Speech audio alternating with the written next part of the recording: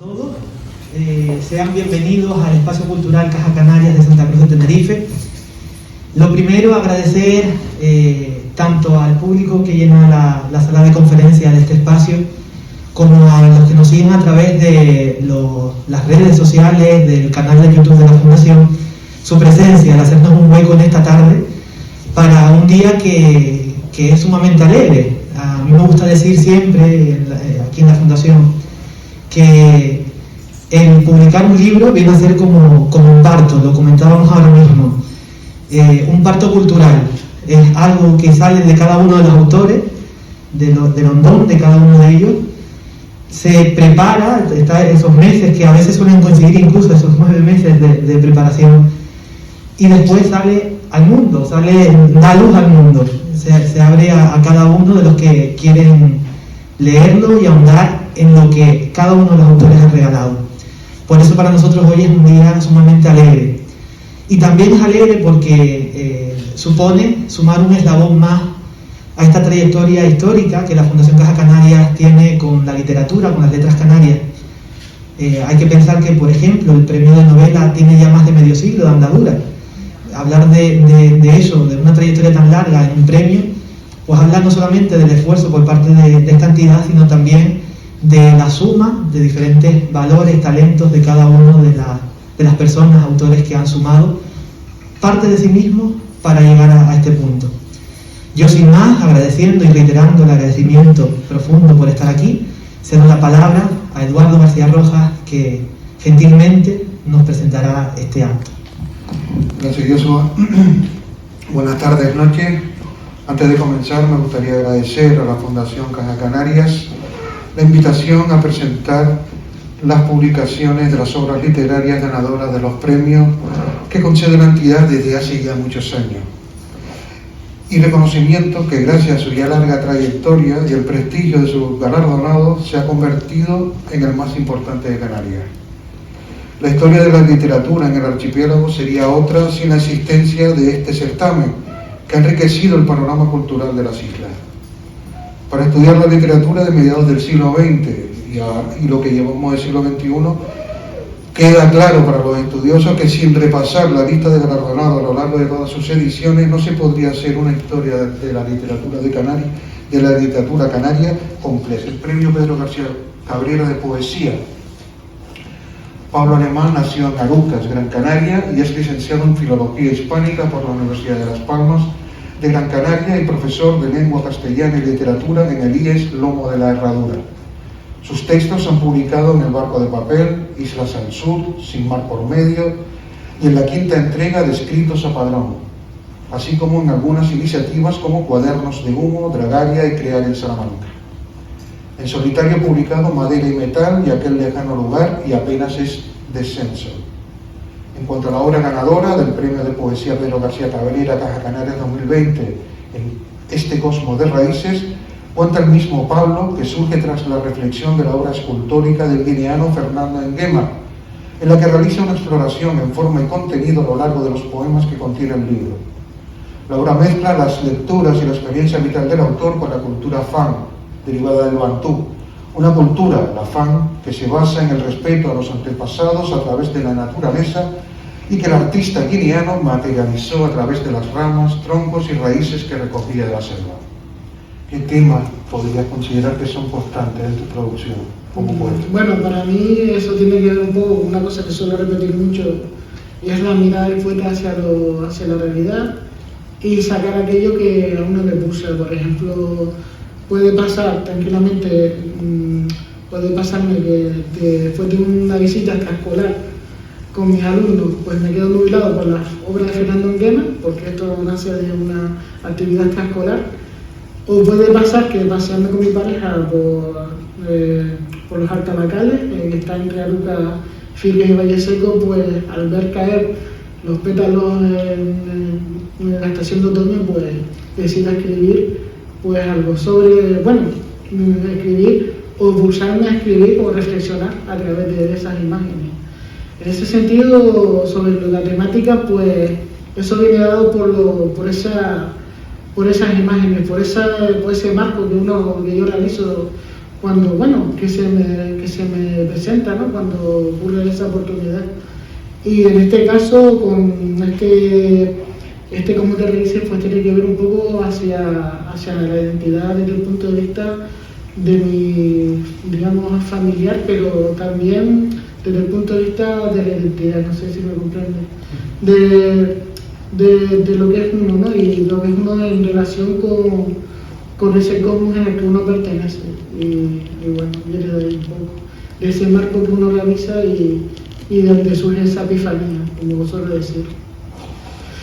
Eso es la epifanía o el éxtasis, como decía Manuel Padorno, ¿no? Que encuentres eso y empiezas a darle rienda suelta y ya luego depende de lo que tú quieras con esa epifanía, ¿no? La forma que quieres que tenga el verso, luego vas pensando la forma del poemario según la poética que le quieres dar o la poética que tú tienes, por ejemplo. Y bueno, según la técnica que vas teniendo, en ese sentido, creo que en eso coincido. Digamos que la novela es mucho más disciplinada, pero también la poesía pues también te exige eso, ¿no? Volver hacia atrás, volver a leer, reescribir, porque también la poesía es reescritura. Y bueno, y cuando eso termina, pues viene un poco el reposo, ¿no? Al menos que de nuevo pues te encuentres con aquello que merezca la pena pues buscar un verso. Yo en mi caso con este poema pues fue una cosa que me golpeó y que estuvo en la mente. Digo, esto lo haré verso, y al final esa misma noche empezó con el primer poema y a partir de ahí pues rienda suelta y ya con el tiempo con esa forma y tal, pues sale el poemario. ¿También los originales o también tuviste que cambiar, te añadiste? Son originales, están hechos para ellos. Proceso. Si bien es verdad que el poemario después, con el paso de los años, fueron añadidos otros más y bueno, de otra manera de escritura, porque eso fue una especie de trance. Sí, bueno, pero sí son los originales y todos fueron creados para tener ese hilo, porque claro, digamos que en mi caso yo entiendo el poemario como un conjunto de poemas pues armados con un hilo conductor y digamos en el que el lector entra y parece que está leyendo un poema mayor, ¿no? Y bueno, yo lo construí así, o lo compuse así y bueno, digamos que se hizo de esa manera. Pero sí, todos fueron originales. Es verdad que bueno, dos se quedaron fuera, porque claro, tenía la idea, pero a la hora de construirla pues no me gustaba ni sabía dónde ponerlos porque no terminaba de encajar y decidí sacarlos fuera. Y ahí están. No los he destruido porque algunos destruyen los poemas que no sirven y tal, o que piensan que no sirven para el poemario, pero ahí están como si fueran testimonios de aquel entonces. Me gustaría conocer cómo entran en la literatura. Tú antes de los cursos que daba Benavides. Bueno, en mi caso coincido con Carmen en cuanto que la lectura es lo que a uno lo que me impulsó luego a la escritura, ¿no? Diríamos un poco bailar por el diablo. En ese sentido, pues en época de alumno de secundaria, pues también el hecho de tener un profesor que cambió un poco lo que era esas clases tradicionales de la teoría de la literatura a entrar directamente a los textos y entrar en mi oído, ver cómo eso pues era compatible con la vida, cómo la vida se volcaba en esos versos, pues claro, allí pues fue para mí bastante enriquecedor y a partir de ahí pues empecé a devorar libros y bueno, ahí es cuando ya digo, bueno, vamos a empezar a imitar y empecé a imitar a los clásicos y tal, pero eso sí, nunca sin intención de compartir los textos ni nada por el estilo. Yo escribía porque así tenía yo esa especie de ganas y tal, Y cuando entré, bueno, ya a medida que fueron pasando los años,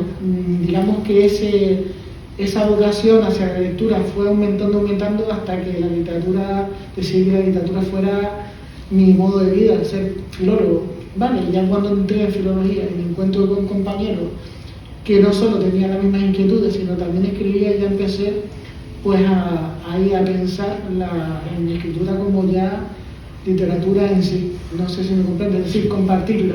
No solo escribirla, sino embellecerla, darle un gozo estético y compartirla. Y también ahí, pues, también aprendí que no solo la literatura es lectura, sino también interacción entre otros compañeros, entre otros iguales, como quien dice, iguales, cada uno con su mochila, ¿vale? Y cada uno con sus virtudes y sus defectos. Y bueno, a partir de ahí, pues, de ahí adelante. Te voy a preguntar también a los tres sin... Un poema, dice, o varios.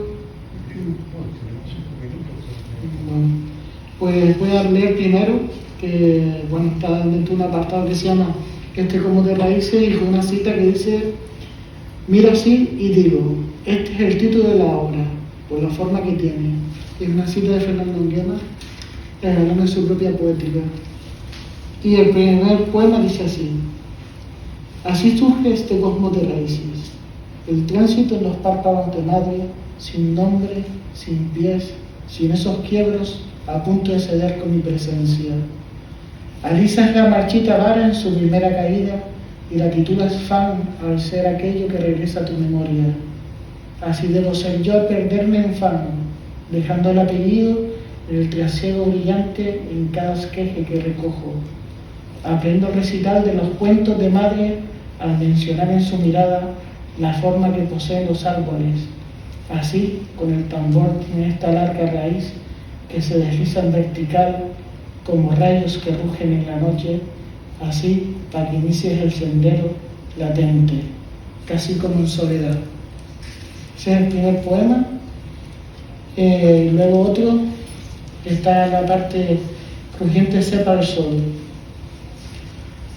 El árbol fan siempre muestra la cepa crujiente al sol.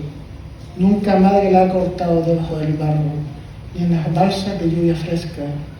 Tampoco ciega su piel, si acaso cuando el árbol fan permite su roce.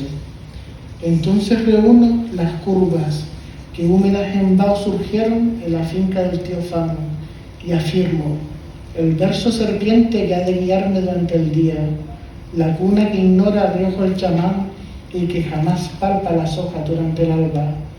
Pero es madre, repito, quien presta el árbol fan y es la que le da nombre al verso y al tallo que sombra me procuran, y al punto palpitan los arcos que no se repiten en cada horma, en cada rostro descubierto al tiento de su corteza, y el árbol fan persiste lo más alto, sin hacha, machete ni ornamento que cambien su nombre, ya que madre siempre llama para revelar la nueva cepa que exhibe su forma incluso en la noche más larga. Y un último,